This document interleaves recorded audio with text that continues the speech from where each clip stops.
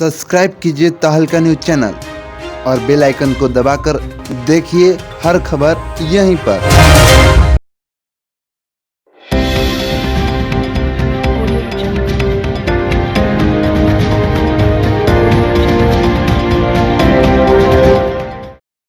आज राजद नेता धीरेन्द्र कुमार सिंह उर्फ पप्पू सिंह ने प्रेस वार्ता कर वर्तमान सरकार पर सीधा निशाना साधा।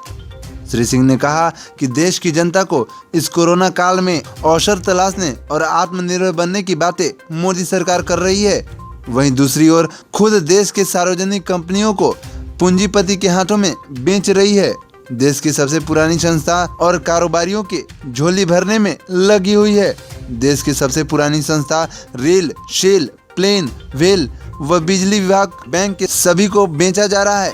सरकार पूरे देश को निजीकरण करने में लगी हुई है। वहीं मोदी सरकार आम जनता को राहत देने के नाम पर झुनझुना थमा रही है। जिस प्रकार देश के किसान व बेरोजगार नौजवान आत्महत्या कर रहे हैं, वहीं उन पर मोदी सरकार का कोई नजर नहीं जा रहा। किसान कृषि कर्ज से परेशान होकर आत्महत्या कर रहे हैं, परंतु मोदी सरकार किसानों की कृषि कर्ज माफ करने के बदले अडानी और अंबानी के लाखों करोड़ों रुपए को माफ कर रही है। वहीं आज इतने वर्ष के शासनकाल में देश का आर्थिक विकास ग्रोथ का माइनस में जाना मोदी सरकार के लिए शर्म की बात है।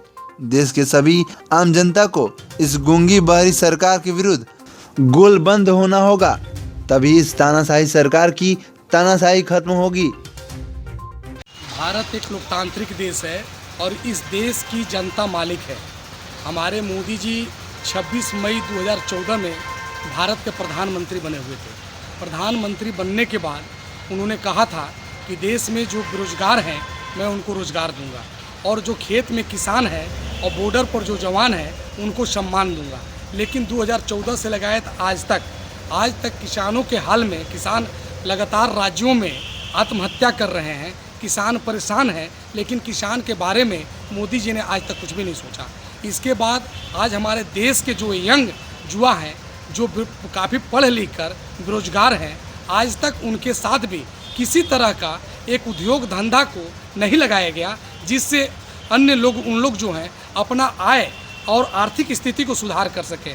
और हमारा जो झारखंड राज्य का जो भी हमारे युवा लोग हैं वह काफ़ी परेशान है। और यह लॉकडाउन में अब उन लोग को रास्ता यह नहीं समझ में आ पा रहा है कि हम आने वाले कार्य क्या करेंगे।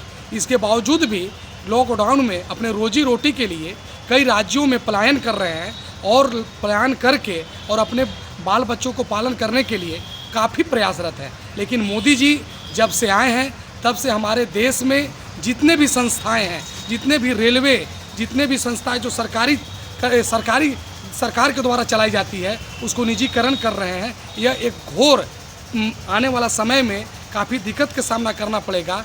मैं उनका विरोध करता हूं कि बच्चों को भविष्य को देखें, ताकि हमारे इस देश का जो आने वाले पीढ़ी है वह पीढ़ी सुरक्षित रहे। आज हमारा कोयल कारखाना, आज यहाँ पे टाना भगत लोग द्वारा इतना लातेहार लाइन पर, रेलवे लाइन पर इतना लंबा टाइम तक अनशन किया गया, वह अनशन करके अपने अधिकार को मांग कर रहे हैं, लेकिन उनका भी अधिकार जो है सरकार द्वारा नहीं पूरा किया गया।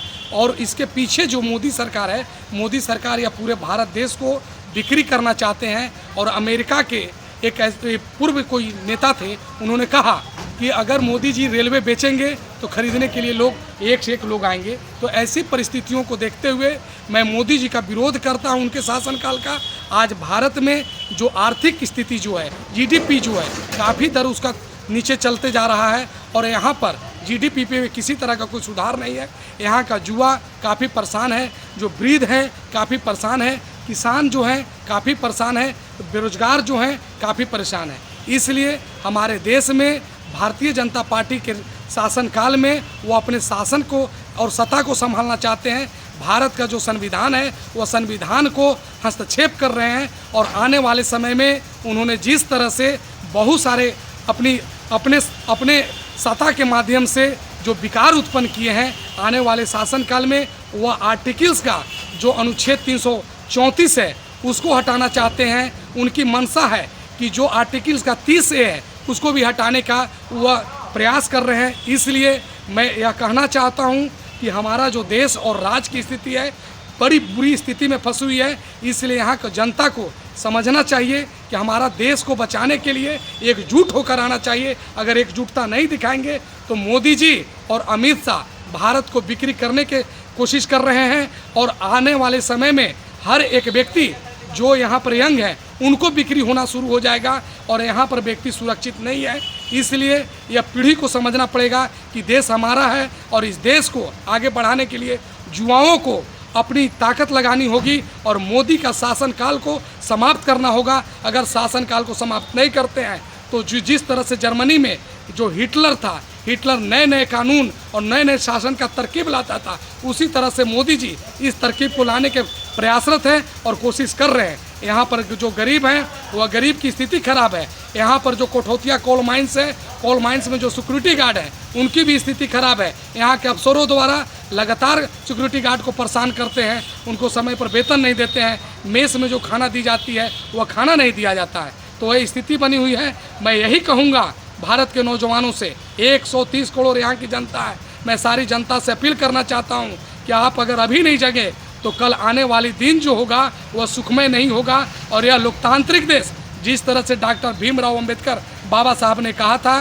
कि हमारा यह देश 26 जनवरी 1950 का झंडा फहराकर बोले थे कि यह देश आज से गणतंत्र हो गया। यह गणतंत्र का मीनिंग हुआ कि जनता का शासन रहेगा, लेकिन आज जनता की शासन नहीं है। आज बीजेपी का वह रसूखदारों का शासन है कि वह जो चाहते हैं वही होता है। और यहाँ गरीबी, किसान, बेरोजगारी दिन प्रतिदिन बढ़ रहा है। आने वाला यह कोरोना का संकट काल नहीं, अगर कोरोना का संकट काल छट भी जाएगा, लेकिन मोदी का शासनकाल में या कोरोना से भी भयावह शासनकाल है। इसलिए यहाँ का युवा पीढ़ी को, यहाँ के अनुभवी गार्जियनों को चाहिए कि अपना देश को बचाएं और आगे बढ़े।